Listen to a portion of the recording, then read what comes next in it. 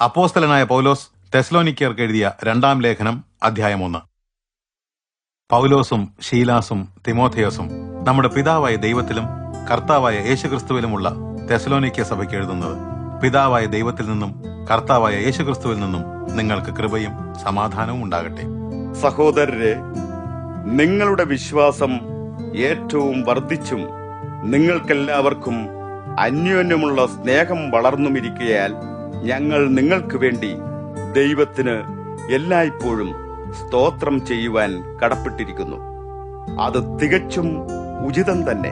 അതുകൊണ്ട് നിങ്ങൾ സഹിക്കുന്ന സകല പീഡനങ്ങളിലും പരിശോധനകളിലും നിങ്ങൾക്കുള്ള സഹിഷ്ണുതയെയും വിശ്വാസത്തെയും കുറിച്ച് ഞങ്ങൾ ദൈവത്തിന്റെ സഭകളിൽ പ്രശംസിക്കുന്നു.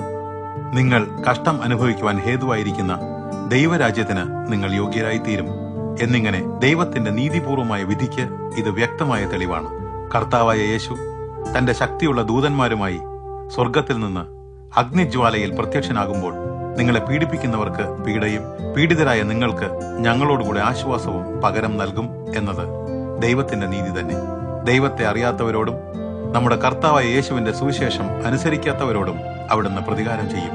ഞങ്ങളുടെ സാക്ഷ്യം നിങ്ങൾ വിശ്വസിച്ചതുപോലെ വിശ്വസിച്ച എല്ലാവരിലും താനൊരു ആശ്ചര്യ വിഷയം ആകേണ്ടതിനും തന്റെ വിശുദ്ധരിൽ മഹത്വപ്പെടേണ്ടതിനും അവിടുന്ന് പ്രത്യക്ഷനാകുമ്പോൾ ഇക്കൂട്ടർ കർത്താവിന്റെ സന്നിധിയിൽ നിന്നും അവിടുത്തെ മഹത്വകരമായ തേജസ്സിൽ നിന്നും അകന്ന് നിത്യനാശം എന്ന ശിക്ഷ അനുഭവിക്കും.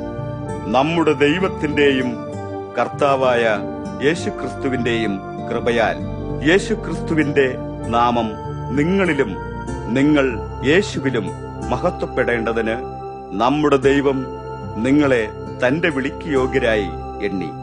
നന്മയിലുള്ള നിങ്ങളുടെ ആഗ്രഹവും വിശ്വാസത്തിന്റെ പ്രവൃത്തിയും തന്റെ ശക്തിയാൽ പൂർത്തിയാക്കി തരേണ്ടതിന് ഞങ്ങൾ നിങ്ങൾക്ക് വേണ്ടി നിരന്തരം പ്രാർത്ഥിക്കുന്നു.